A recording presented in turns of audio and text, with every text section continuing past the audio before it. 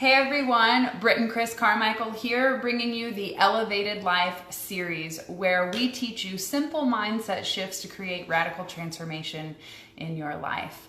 And today's topic, we're going to be teaching you something that everyone says they need help with, right? I mean, this is so important. Yeah, it's a thing. 3 ways to set better boundaries, especially for you sensitive empath people who pick up everyone else's emotions and energies. We're going to teach you 3 ways to reinforce and really understand why boundaries are important. So let's dive into what boundaries are and what they represent. Yeah, boundaries really are the invisible limits that we set to the behaviors and actions of other people as well as ourselves. So a lot of times this means how much crap do you take from people? It means how are you looking at your relationship? What are you allowing to happen? What are you not allowing to happen? And how your interactions with other people actually happen. Yeah, boundaries are a representation of your self-respect, your worth. And if you don't have boundaries, you probably don't have a very high self-esteem or sense of self-worth. Oh my gosh, everyone, say hello if you're tuning in. Yeah. Laura says, I've missed you so much. I finally caught you live. Julia's here. Oh, thank you so much, guys. And Katie's here. Oh, hey, Katie. I love seeing you guys. If you're watching live, say hello. If you're watching the playback, be sure to introduce yourself and let us know where you're watching from. 2019 is all about saying no for me, Katie says. Yeah, this is so true. This is so big. What I've noticed is that the people that I know that are the most successful, in other words, they set goals and priorities for themselves and they're able to actually accomplish those in a timely manner. They have fantastic boundaries. And the people who aren't like that, the people who kind of wish they were doing better things or wish they were able to do more things or spend more time here or work on their hobbies, they have the worst boundaries. And a lot of times they end up using their time for other people instead of focusing on what's really, really important in their life. Yeah, Oprah says no is a complete sentence. And if you're on my newsletter, you'll have an email from me all about boundaries and how it's all you have to do is say no in a kind way. You don't have to overstate yourself. You don't have to explain all the different reasons why you can't do that. It's very, very simple. And these 3 tips are going to help you to set better boundaries. So oh my gosh, I have to say hello to everyone. Yeah, hey, Jacqueline. Julia says 29. Everyone seems to be on a kick. Like they know what their 2019 is. So I want to know, like, what do you envision for 2019? What boundary are you going to set in place? It seems like you guys already have a clear vision of like, okay, this is where like I leaked all my energy and this is where I wasted my time so that you can prioritize in 2019. Julia says 2019 is about setting better boundaries for herself and going for her dreams and getting out of her comfort zone. And I want to scare myself in the best way possible. It's going to be a good year. That's a great way to set up a good year. Yeah. I love that. So, okay, let's talk about the first tip that you can do to set better boundaries. And that is to know yourself. Who are you? What do you stand for? What are your goals? What are your limits? And what drains you? What sucks all the energy out of you? Think about that for a minute. Pause on those. Reflect on those. What are your goals? What are your limits? What drains you? Think about this and maybe leave them in the comments below. Yeah, and spend time writing this down.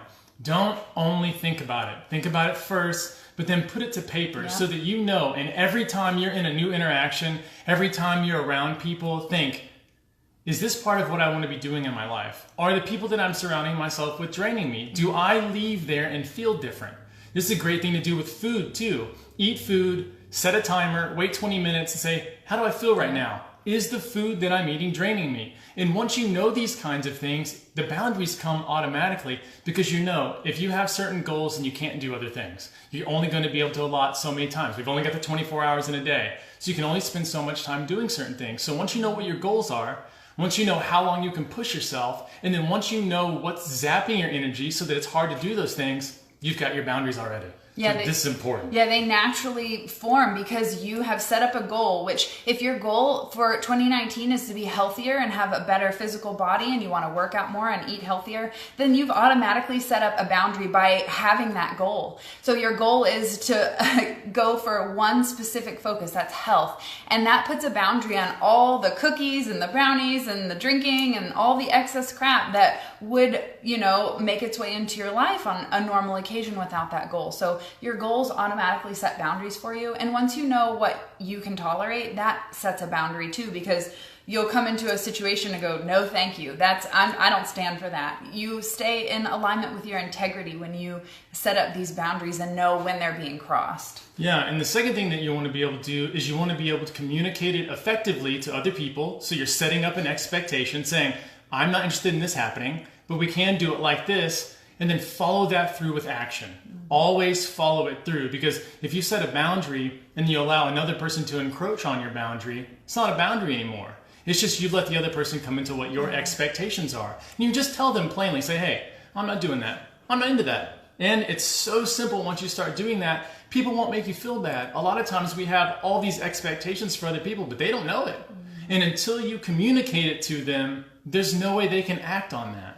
Like one expectation that a lot of women or people hold in relationship is, here's a consequence. Like, if you cheat on me, I will leave. That's a boundary. You've set up a boundary in place, and then there's a consequence. But a lot of the times we set up these boundaries and consequences, but we just allow them to keep happening. We don't actually take the action and follow through on what we say we're going to do as the consequence to the boundary, because with all boundaries there come consequences. And that's the third step, is to accept whatever consequence comes along with the boundary that you set.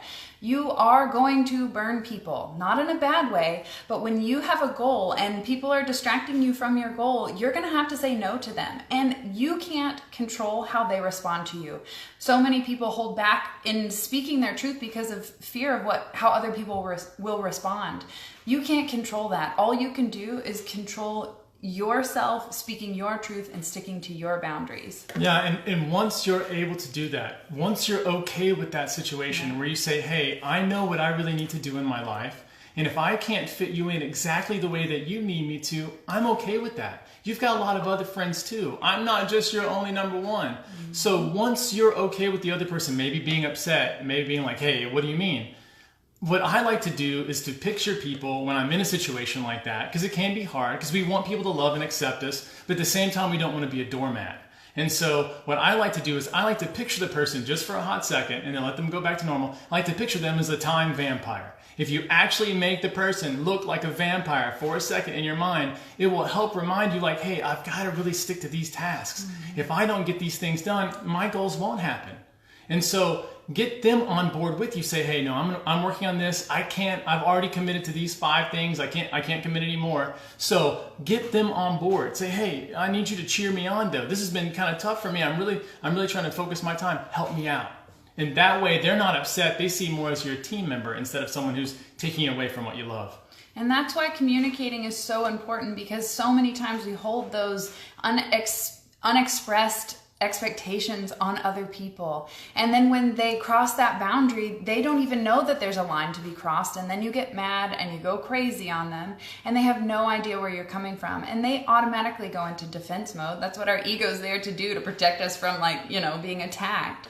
So it's important for you to understand that if you don't express your expectations, then it's going to be harder to accept the consequences, especially for the other people involved if they have no idea what the expectation was in the first place, or the boundary. Yeah, this is one thing that I think Britt's really great at doing, and I've been able to watch her over the years do it, and that is just if someone starts to the boundaries are really good to set with people verbally, because some people will say things that you don't want to hear, you don't want to put up with. You're like, look, you're being super negative, and Britt will call people out super quick. The faster that you can do that, the easier that it gets. So don't hold the boundary for a long time but not tell them. Like, let them know the second that it happens. Say, hey, look, you're being negative right now. I'm trying to be in a positive space. That doesn't mean don't let them share their opinions and things like that. But if they're just going to constantly be the rain cloud, you got to tell them, hey, look, we got to stop here. I've got to set boundaries, and we can move on from there. And your relationship will go so much stronger. It will grow and grow and grow. A lot of people think that if they set boundaries, it'll weaken their relationship. And it might in the beginning because people are defensive. But once you've done it for a while, the relationship becomes so strong because the person starts respecting you, starts respecting your boundaries, starts hearing you out, starts wanting to get on the same level with you. and it becomes amazing. Yeah, my mama always said, you teach others how to treat you. And that's by setting these boundaries and communicating when they are crossed instead of allowing resentment to build over time. The more it keeps happening and they don't realize they're doing it, and you build resentment, and eventually you explode. How many of you guys can relate? Say, I've been there. Yeah, I've been there. I think we've all been there. Rebecca says, I don't know who I am anymore. You know, Rebecca, that's something that I covered deep inside my free series, Awaken Your Authentic Self, because I want to help people discover who they really are. And it's below all the surface level labels that we've been given to ourselves, or that other people have given us, like fat or whore or stupid or not smart enough or not creative. Or, I mean, what are some of the labels that you can think of that you've experienced in your life that maybe defined you for a short period of time until you realized underneath all of those judgments and criticisms that you're actually so much more than that? Yeah, I think it has to do with anything that you're going to accomplish. A lot of times we label ourselves through accomplishments, which means we have an ideal, perfect picture of what we should be like, and then we're going against ourselves, constantly saying, I'm not that, I'm not that, I'm not that. And so any type of label really you put on yourself can be negative, and that is because you're automatically limiting yourself. Any kind of label is automatically limiting. So even if you call yourself successful, that can be a limiting label because it doesn't allow you to fail. And it doesn't allow you to slow down and rest, because you always have to be on and motivated and drive for success. There's not a built-in, balance. Yeah. When you have that label of success. So even labels that seem positive sometimes can be limiting. Yeah. In other areas of your life. And not knowing yourself, remember, you're a fluid thing. Always just follow your bliss, follow your joy, find out what lights you up, and that will help you come into the self-discovery period. Spend 2019 just following whatever it is that really lights you up and saying, man, I really enjoy this. And you'll find yourself along that path, because you just following that will naturally draw you toward your passion. It's true. That's one of the things we cover big time in Shine School, where we dive into what lights you up. What are you passionate about? Where do you lose yourself in creativity and self-expression, where hours go by and you have no idea, like you've been baking for days and you didn't know that you had this other obligation, or painting or singing or walking in nature or spending time with children. Like, what is that thing that just makes you come alive? That is the key to finding who you are, because the more time you spend in discovering and uncovering your passions, you automatically find your purpose, because your purpose is to shine. It's why I created Shine School. And you shine when you commit to actions that are in alignment with your integrity. Channeling sometimes, your tongue gets tied. And when you're in alignment with your integrity, you feel good. And when you feel good, you start doing good. And when you do good, you make this place better for everyone. And that is why we're here. Mic drop. Bam. All right. If you guys have any questions on how to set boundaries, or something that you're struggling with in your life, leave them in the comments below. We're happy to support you and empower you along your journey of self-discovery. Oof. Have a good weekend, guys. Yes. Happy holidays. Figure out what it is that drives you, what it is that drains you, and move your boundaries around that, and let everybody know about it. Say, hey, 2019, I'm going to start kicking ass, so these are the boundaries I'm setting up. Letting you know now. I love it. This is such a perfect time to practice your boundaries, because you'll be spending time with people that are close to you. And a lot of the times those people trigger emotions in you where you want to set boundaries. So allow yourself the courage to finally set up a boundary. Maybe you don't spend as much time as you normally do with a certain member of the family or something like that. Be strong and be courageous, and know that you're doing yourself, you're giving yourself the love that you need just by burning someone else. And that sounds sad, like burning someone else, but that's really what it is. Sometimes you have to put yourself first in order to move everyone forward as a whole. Boom. I know. What's happening this morning? All right. Thanks for tuning in. We hope you have a happy holiday. We love supporting you here on The Elevated Life, and we'll see you guys next week. Bye. Bye, guys.